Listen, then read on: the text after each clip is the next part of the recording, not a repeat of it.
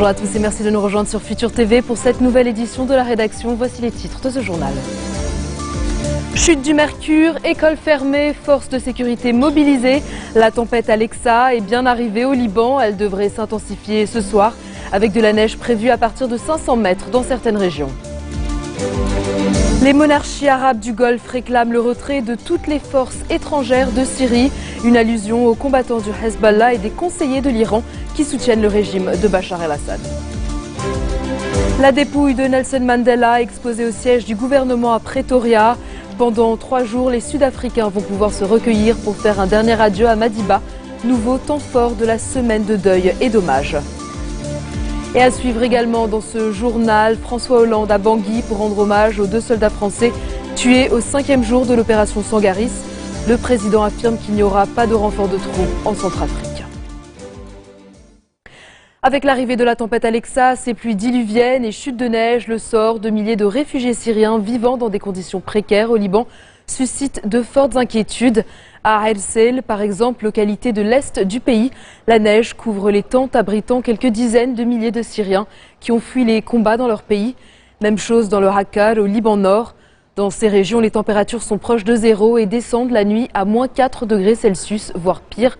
Conformément aux prévisions météorologiques, le Liban se retrouve au cœur de la tempête Alexa, arrivée hier soir avec son lot de pluie et de neige. Ça énorme au large de Beyrouth.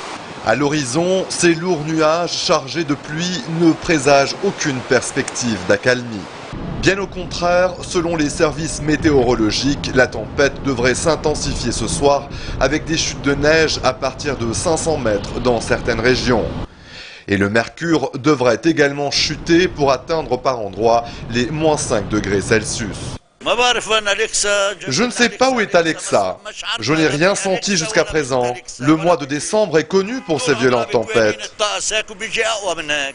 Bien sûr qu'il fait froid. Ne voyez-vous pas le foulard que je porte autour du cou? Je couvre mes oreilles aussi pour me réchauffer. Sur la corniche de Beyrouth, les commerçants se préparent au pire.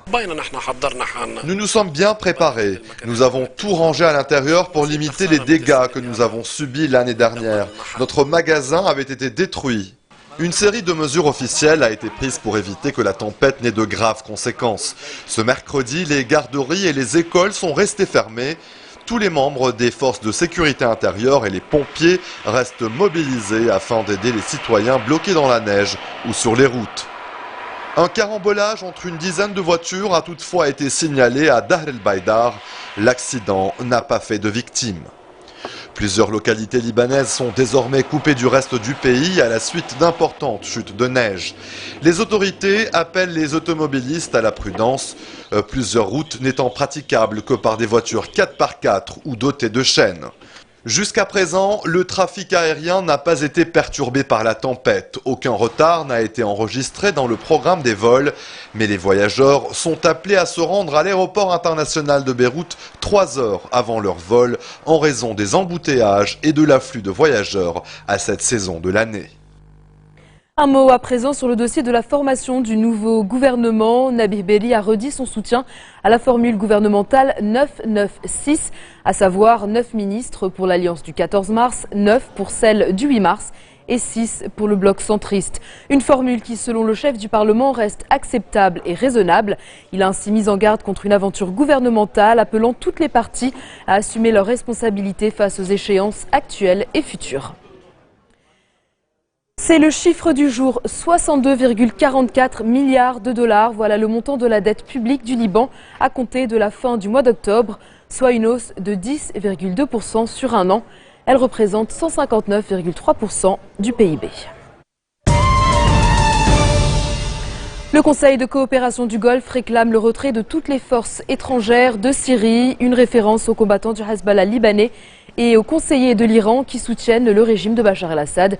Ils soutiennent notamment l'armée syrienne dans la bataille que se livrent régime et opposition dans la région de Kalamoun, au nord de Damas. Une bataille dans laquelle le régime a enregistré d'importantes avancées.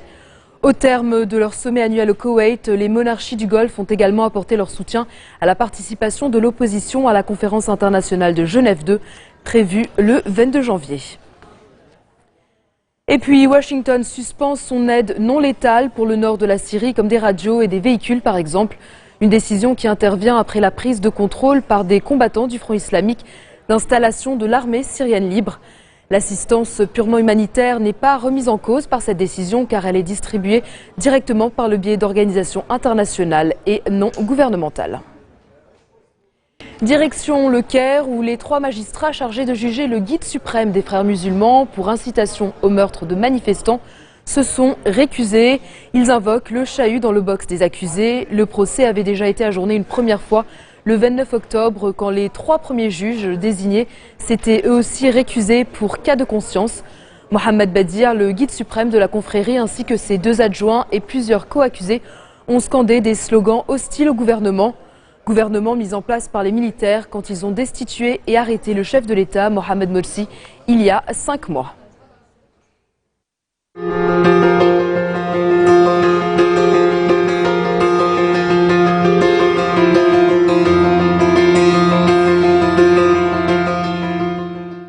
La dépouille de Nelson Mandela est désormais à Pretoria, à l'Union Buildings, le siège du gouvernement sud-africain, au lendemain de la cérémonie très officielle marquée par la présence d'une centaine de dirigeants du monde entier. C'est un nouveau temps fort de la semaine de deuil et d'hommage consacré aux combattants infatigables pour la paix. Pendant 3 jours, les Sud-Africains vont pouvoir se recueillir pour faire un dernier adieu très personnel.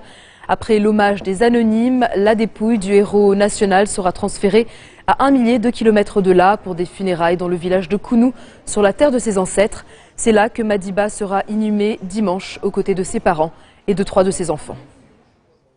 Dans un instant, le pape François élu personne de l'année 2013 par la revue américaine Time Magazine.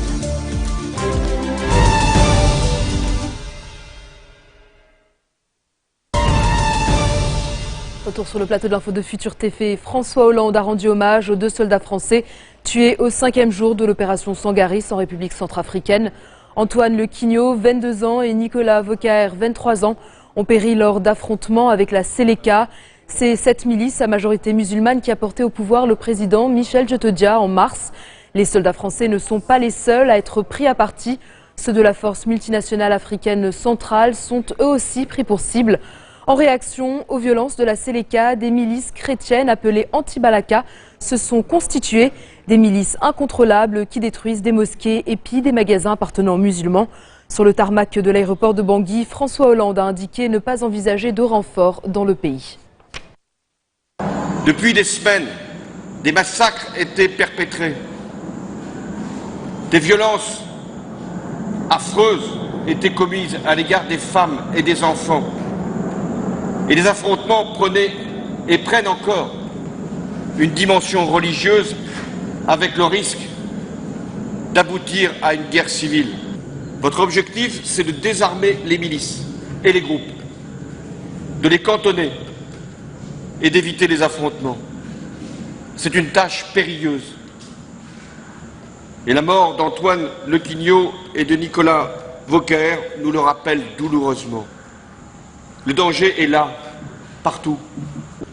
Ce qu'il y a de plus difficile à réaliser, ce n'est pas de faire cesser un conflit, ni même d'abattre une dictature. Non, ce qu'il y a le plus difficile à faire, c'est de réconcilier un peuple qui s'est déchiré. Eh bien, c'est la mission qui est la vôtre. Et nous devons cette mission la réussir. La réussir pour l'avenir de la Centrafrique. La réussir pour l'honneur de la France.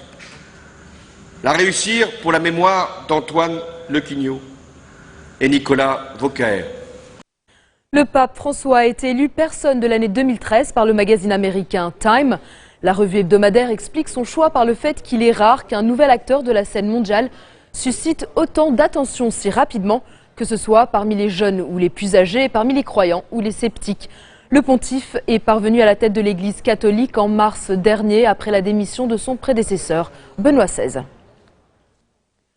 En Ukraine, la police anti-émeute a donné l'assaut, place de l'Indépendance à Kiev, lieu de rassemblement des manifestants pro-européens. Il y a au moins 25 blessés.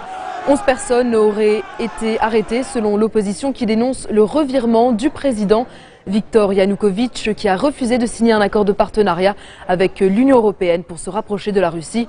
Une délégation européenne conduite par Catherine Ashton est en pleine mission de conciliation. Tout de suite, l'interview du jour avec Serge Berberi en plateau avec son invité. Serge, c'est à vous. Merci Nour. L'invité de ce journal, Agathe Robert, chargée de mission culturelle à l'Institut français du Liban. Bonsoir Madame Robert, merci d'être avec nous sur ce plateau pour parler du programme de Noël à l'Institut français du Liban. Ce soir, à compter de 18h, c'est le coup d'envoi du marché de Noël, l'inauguration. Pouvez-vous nous parler un peu justement de ce marché et quelles sont ses spécificités cette année ? Voilà, le coup d'envoi, c'est ce soir à 18h. On aura les enfants de la chorale de l'orphelinat Zahle qui viendront chanter des chants de Noël. On vous invite tous également à boire un verre de vin chaud et manger quelques marrons grillés à cette occasion. La spécificité de ce marché cette année, c'est la diversité des exposants. Plus de 30 exposants. Plus de 30 exposants, oui, exactement. Ils viennent de tout le Liban. On aura des exposants de Tripoli, des artisans de Tyr, mais aussi de Zahle. Et aussi de Syrie. On aura 7 artisans qui viennent cette année de Syrie. Pour l'Institut français du Liban et pour l'ambassade de France, c'est important de travailler avec tout le monde. Et donc ce marché de Noël, c'est donc à partir de ce soir et jusqu'à samedi 14h. Justement, est-ce qu'il y aura des activités pour les enfants, Papa Noël Il n'y aura pas de Papa Noël, à moins d'une surprise. Par contre, il y aura une projection du film Le Soldat Rose, jeudi à 16h30. Projection gratuite. Dans le cadre du marché de Noël. Dans le cadre du marché de Noël, voilà exactement. On a aussi la semaine prochaine, à la suite de ce marché de Noël, un concert en soutien à la Syrie. Concert du groupe de rock Tanjaret Daret, qu'on est heureux d'accueillir dans la salle montagne de l'Institut français, mercredi à 20h. Et pourquoi accueillir justement ces chanteurs, ce groupe syrien? Quel était le message? On a voulu faire un geste en fait en cette fin d'année par rapport à la crise qui se passe en Syrie. Donc ce concert est payant et toutes les recettes reviendront à l'Institut français pour organiser des ateliers artistiques et culturels pour les enfants défavorisés, libanais et syriens. C'est donc l'occasion de faire un geste vers les populations qui en ont besoin et surtout vers les enfants. L'Institut français du Liban a lancé hier justement ce site web Visamonde, le premier site collaboratif et réseau social dédié aux professionnels de l'éducation. Pouvez-vous nous toucher quelques mots là-dessus? Bah oui, on était heureux de lancer ça au Liban hier. C'était une première mondiale. C'est un site qui va être ensuite ouvert un peu partout dans le monde, mais on l'a lancé hier à l'Institut français du Liban. En présence d'ambassadeurs de France. Effectivement, et de tous nos partenaires qui sont venus pour l'occasion. C'est un réseau professionnel pour les enseignants francophones qui a été créé pour et par eux. C'est l'occasion de partager des contenus, de s'informer sur différents types d'événements culturels, mais aussi nouer des partenariats aussi. Voilà, d'être connecté avec l'ensemble de la sphère enseignante francophone au niveau mondial. Est-ce qu'on pourrait éventuellement s'inscrire en tant qu'internaute? Est-ce qu'il y a des conditions justement pour l'inscription? On peut aller consulter ce site bien sûr et recevoir toutes les informations. Après, pour participer à l'élaboration et fournir des contenus sur ce site, il faut se créer un compte et donc devenir partenaire ou adhérent. Agathe Robert, chargée de mission culturelle à l'Institut français du Liban. Merci d'être venue sur notre plateau donc pour parler justement de toutes ces activités à l'Institut français du Liban. Et nous aurons bien sûr l'occasion de vous revoir en début d'année justement pour évoquer notamment le grand événement de la rentrée 2014 et c'est le mois de la francophonie. Avec plaisir, oui, bien sûr. Merci beaucoup et merci à vous. Donc tout de suite, c'est à vous Nour pour le rappel des titres. Merci Serge, c'est donc la fin de cette édition. Tout de suite, le rappel des titres qui ont marqué l'actualité de cette journée. Chute du mercure, école fermée, forces de sécurité mobilisées. La tempête Alexa est bien arrivée au Liban. Elle devrait s'intensifier dès ce soir avec de la neige à partir de 500 mètres dans certaines régions. Les monarchies arabes du Golfe réclament le retrait de toutes les forces étrangères de Syrie. Une référence aux combattants du Hezbollah et des conseillers de l'Iran qui soutiennent le régime de Bachar el-Assad. La dépouille de Nelson Mandela exposée au siège du gouvernement à Pretoria. Pendant 3 jours, les Sud-Africains vont pouvoir se recueillir pour faire un dernier adieu à Madiba, nouveau temps fort de la semaine de deuil et d'hommage. Et puis François Hollande à Bangui pour rendre hommage aux 2 soldats français tués au 5e jour de l'opération Sangaris. Le président affirme qu'il n'y aura pas de renfort de troupes en Centrafrique. Merci de votre attention. Retrouvez-nous tous les jours à 16h40 heure de Beyrouth Vous pouvez également nous suivre en ligne sur notre site web ou en téléchargeant notre application mobile. Et sans plus de programme sur notre antenne et bonne soirée.